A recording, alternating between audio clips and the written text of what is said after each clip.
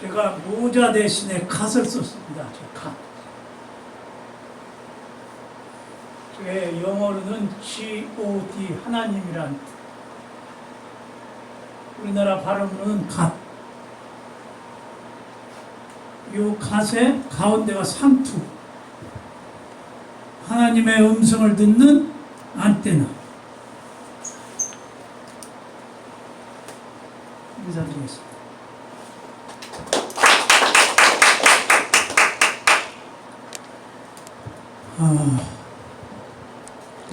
지금 우리 민족, 우리 국민 모두의 가슴, 심금을 울리시는 우리 영성 시인 박수정 교수님 박수 한번 쳐드립시다.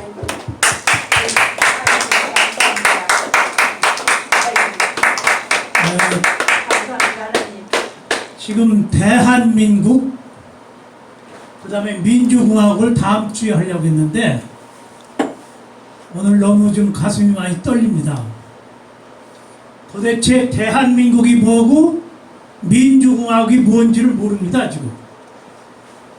따라서 오늘의 이 무궁화라는 이 전부 우리 국어 사전에 나오는 단어입니다. 대한민국은 민주공화국 헌법 1조 1항 대한민국은 민주공화국이다. 주권은 국민에게 있고 모든 권력은 국민으로부터 나온다. 헌법 1조 1항 2항 말만 대한민국이고 말만 민주공화국이고 말만 무궁화인데 이 뜻을 전혀 몰라요. 이 나라가 이 모양 됐습니다. 지금 제일 첫 시간에 제가 말씀드린 것 같이 영어가 75%가 라틴어하고 있죠. 성경의 원전 성경은 히브리어, 헬라어, 그 다음에 요즘에 영어로 와가지고 세계 공통어 영어로 가지고 이 지구상의 모든 각 나라 국민들이 세계에서 최고의 베스트셀러인 성경책을 읽는데 이 성경 자체가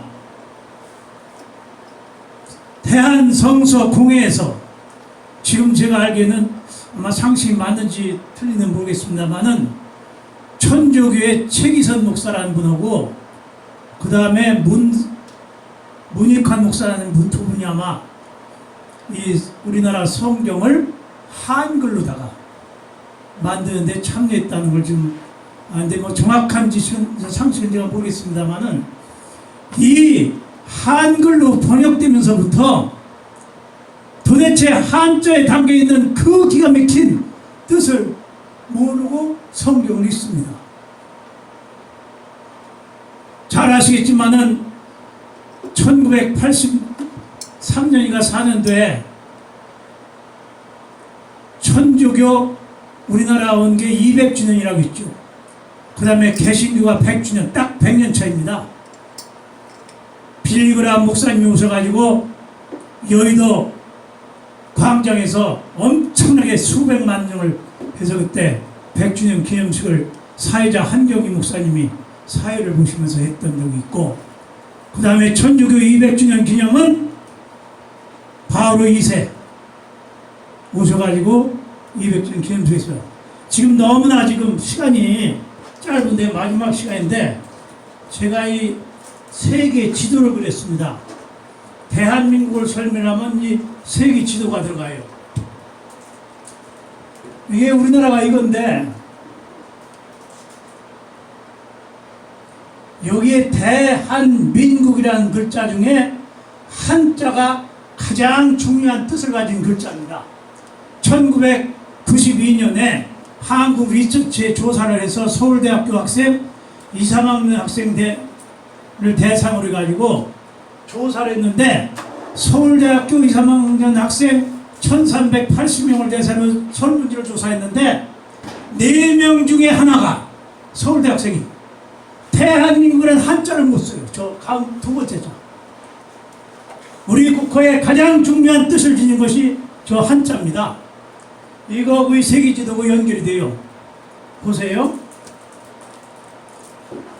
이 대란 건 잘 아시겠지만 손발을 쫙 벌리는 모습이 이게 손발. 팔다리 사지를 다 벌리는 모습. 가장 사람이 큰 모습. 이건 너무 쉬운 거죠. 이 한자가 이제부터 좀 잘 들으십시오. 이게 한자가 가장 대한민국 국회의 기본인데 손이 이렇게 손가락이 크로스 이렇게 십자를 만들면 손가락이 5개 하면 이게 10개입니다.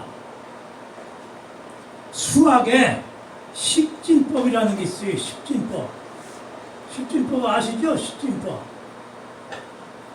이 숫자에 10자 이상은 이 세상에 없습니다. 10이라는 숫자가 가장 많은 숫자예요. 요 10 지난 다음엔 단위만 바뀌어. 100, 1000만, 10만, 억만, 뭐 1000, 1억, 뭐 경조. 그래서 이건 많다는 뜻이 있습니다. 이게 많다. 그래서 이 10십자인데 요 10십자의 뜻은 열두는 많다라는 뜻이 있어요. 많다. 자, 그 다음에 지금 두 번째 글자가 옵니다. 한자 제일 중요한 자. 이거는 해를 보고 만든 자예요. 해. 그리지 천문대도 없었는데도 어쩌면 옛날 사람들이 이 해의 가운데 흑점이 있다는 걸 발견한 거예요. 그 요걸 이대로 만든 자가 이게 해입니다. 해. 요게 변형이 돼갖고 위자가 됩니다. 이건 날일자. 해가 한번 떴다가 지면 날짜가로 간다 해서 날일자예요. 날. 우리 한글로 날. 한 날, 두 날, 세 날을 또. 그리고 날일자의 뜻은 또는 이건 해라는 뜻이니까 해는 빛과 열을 내는 물체이고 이 한자 속에는 우주 만물 천지창조 하나님의 창조의 신비가 다 글자 속에 담겨져 있습니다. 제가 첫 시간에 한자는 뭐라고 했죠?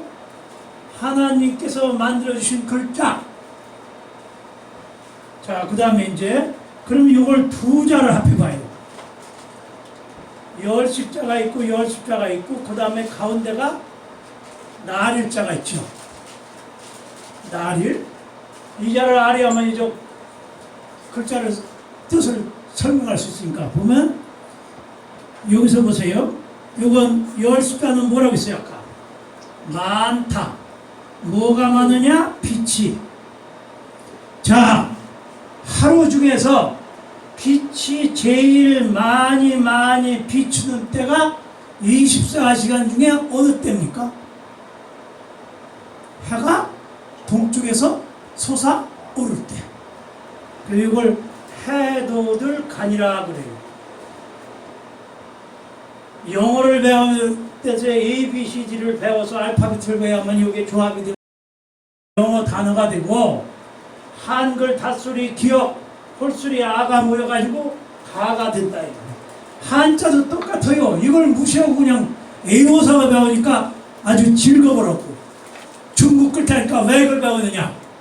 우리말 한글이 있는데 한글이 뭐 하늘에서 떨어지는 줄 알아요? 한자 속에서 한글이 나온 거예요. 아까 배 교수님 말씀하셨듯이 계집녀, 계집 이게 한글이야. 아이자, 아들자, 계집, 아이 그게 한글이고 여자 그 한자 말이고 그리고 해가 돋아오를 때가 제일 햇빛이 많이 비칠 때다. 자, 그 다음에 이제 지웁니다. 요 오른쪽에 요자 요걸 뭐라고 하냐면 가죽의 또는 군복의라고 해요. 가죽으로 군복을 만들었어요. 옛날에 네. 화살을 맞으면 창을 맞으면 제일 질긴 게 가죽입니다. 그래서 신발도 제일 많이 달기 때문에 가죽으로 신발을 만들어요. 제일. 근데 이 가죽의 군복인데 이걸 조금 시간이 조금 하려면은 가죽이란 어떻게 만드느냐? 이게 이렇게 해서 소나 양이나 무슨 짐승을 잡으면은 가죽을 이렇게 벗겨가지고 벽에다가 이렇게 꼬챙이로 이렇게 꽂아놔요. 이건 말리는 모습이에요. 그러면 요걸 이대로 상용화시키면은 요자가 돼요. 이걸 가죽 피자라고 그래요. 가죽 피자. 그 다음에 요것도 똑같이 이렇게 해서 요 모습을 그대로 또 상용화시키면은 요걸 가죽혁이라 그래요. 피혁 공개할 때 가죽피, 가죽혁. 혁대, 가슴에 다니는 혁대. 여튼 이게 가죽도 이런 모습을 보고 만든 자가 이것도 가죽이 자인데 요 두 자가 합한 자가 저자입니다. 저 두 자를 합한 자가 해도들 간자에다가 가죽의 자를 이렇게 쓰면은 이게 무슨 자냐?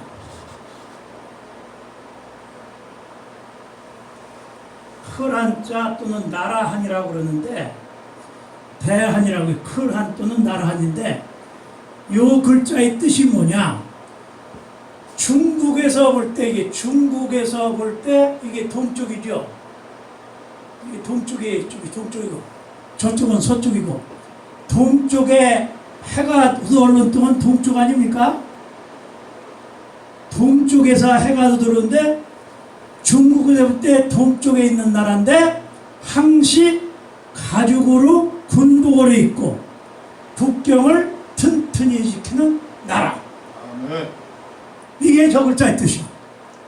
동이족이란 뜻이에요. 동이족. 중국에서 동쪽에 있는데 이 자가 어떻게 쓰냐면은 큰 대자에다가 그 다음에 이게 활이 이렇게 생겼죠. 요건 화살이고 요건 활입니다. 이게 활. 여기다가 활일공자를 이렇게 쓰면은 무슨 자가 되느냐?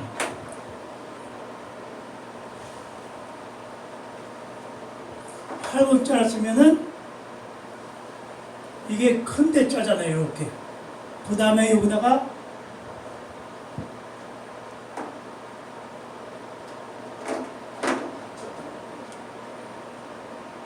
이렇게. 그러면 이게 이자가 되죠. 이렇게. 이자가. 요 큰 대자에 활공자를 쓰면 이자가 돼요. 이게 활공자고 이게 큰 대자고. 이게 무슨 자냐? 이게 굉장히 중요한 글자예요. 사실은 아주 의미가 깊은 글자입니다. 활을 사용하는 이게 활공자니까 활을 사용하는 몸집이 크고 힘이 센 그런 사람을 보고 만든 자가 이자예요. 이 중국에서는 중화 사상이라 해가지고 자기가 세계에서 제일 강한 민족이고 강한 나라다.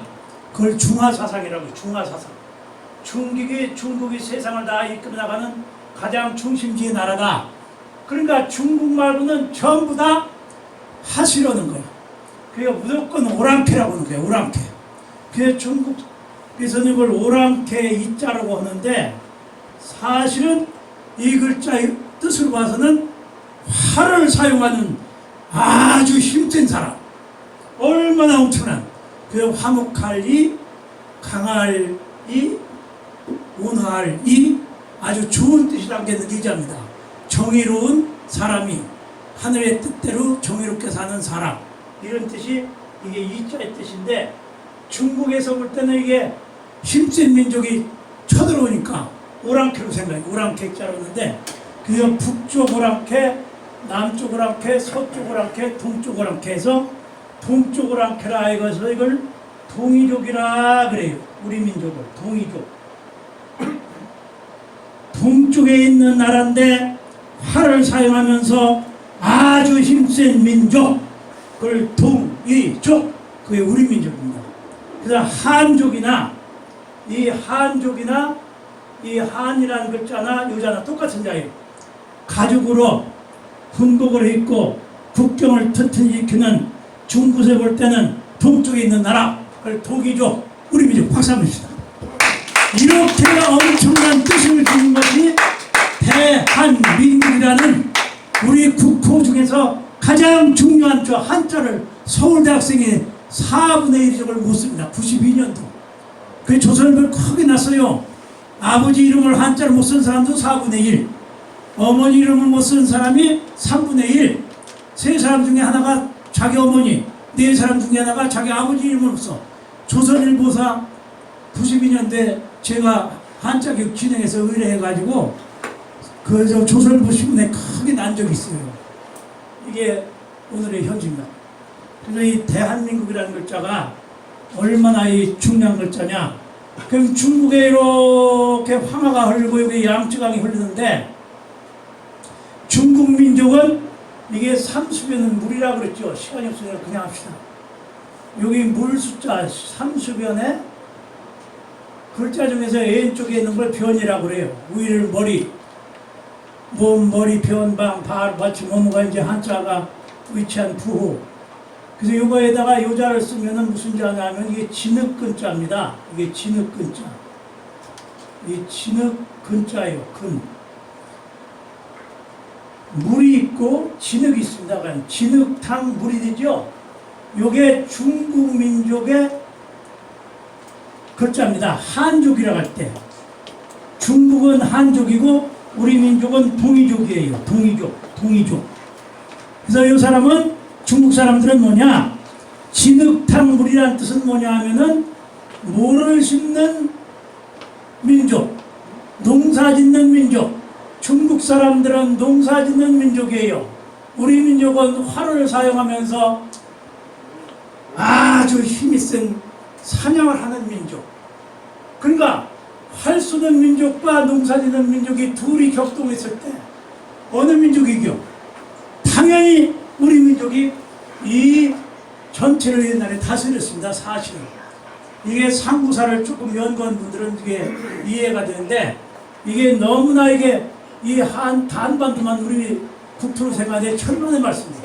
아마 이 몽고라든가 이 중국 이쪽이 전부가 우리 동이족이 다스렸던 그런 민족이고 몽고의 징기스칸이 포르투갈까지 노래 이쪽에 전부 다스렸던 이게 우리 몽고족인데 몽고 반점과 우리 민족 우리 국민들 반점 태어나면 반점 생기잖아요.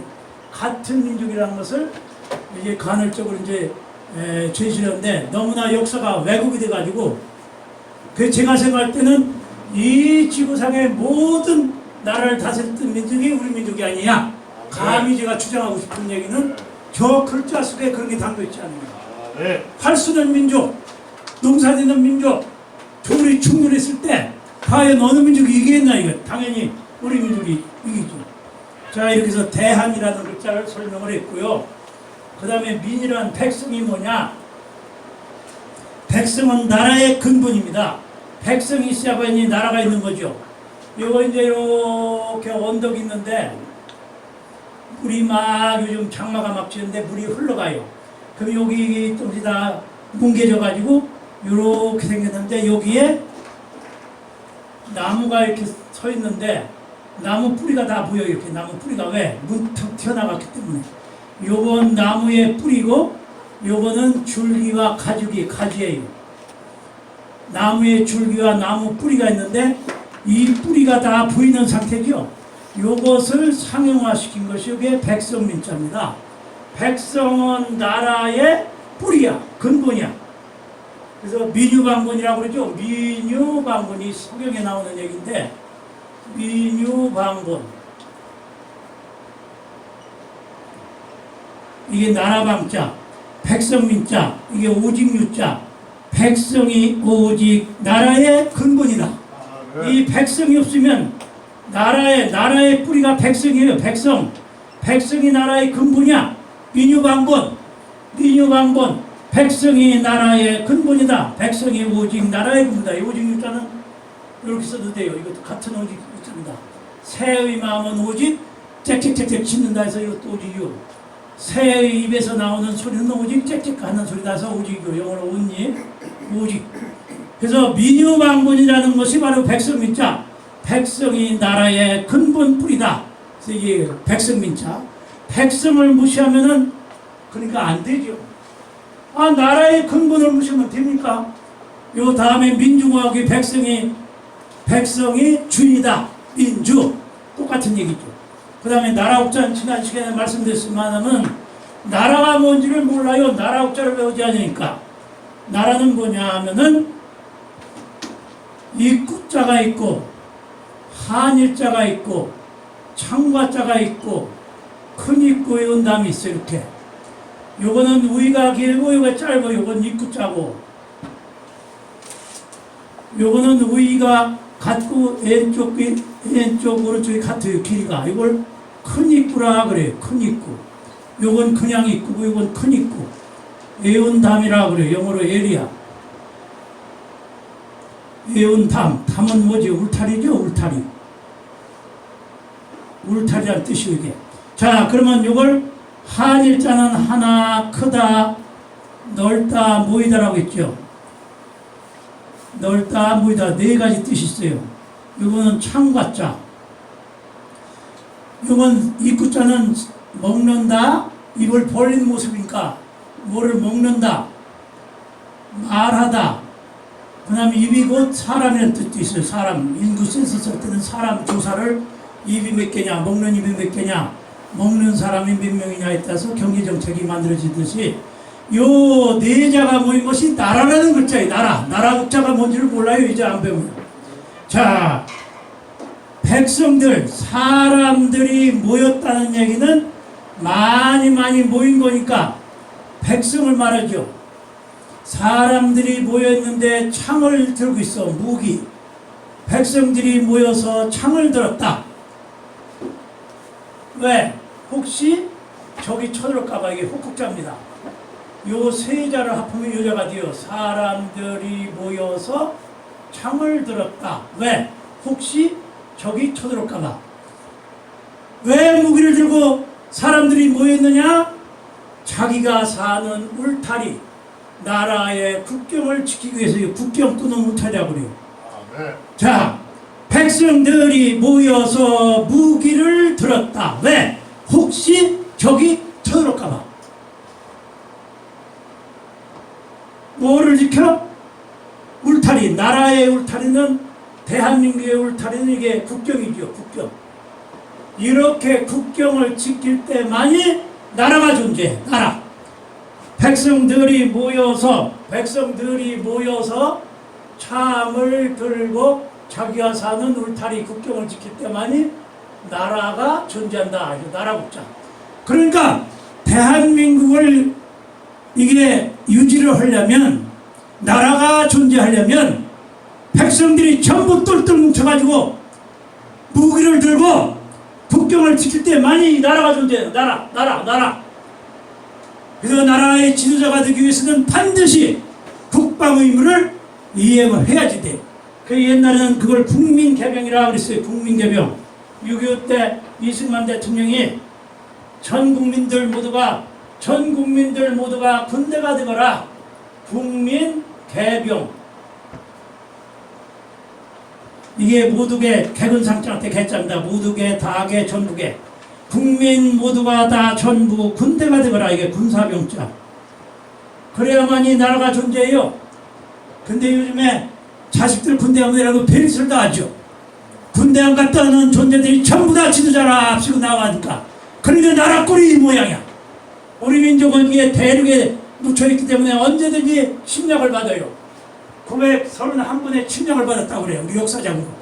항시 나라를 존재하려면 국민 모두가 군대가 되었는데 이걸 무시한다 이 말이에요. 그래서 이 나라 국자를 다 배우지 않으니까, 이게 나라 국자가 뭔지를 안 가르쳐. 이걸 군대 갔다 온 자는 대한민국에서 살 수가 없는 겁니다. 어느 나라 국민든지. 그래서 이게 나라 국자의 뜻에서 대한민국이라는 우리 국호 나라 이름, 헌법 제1조 1항 제일 첫 번째 나오는 이 자의 뜻을 알지도 못하는 나라가 된 겁니다. 자, 종합적으로 이제 정리를 합니다.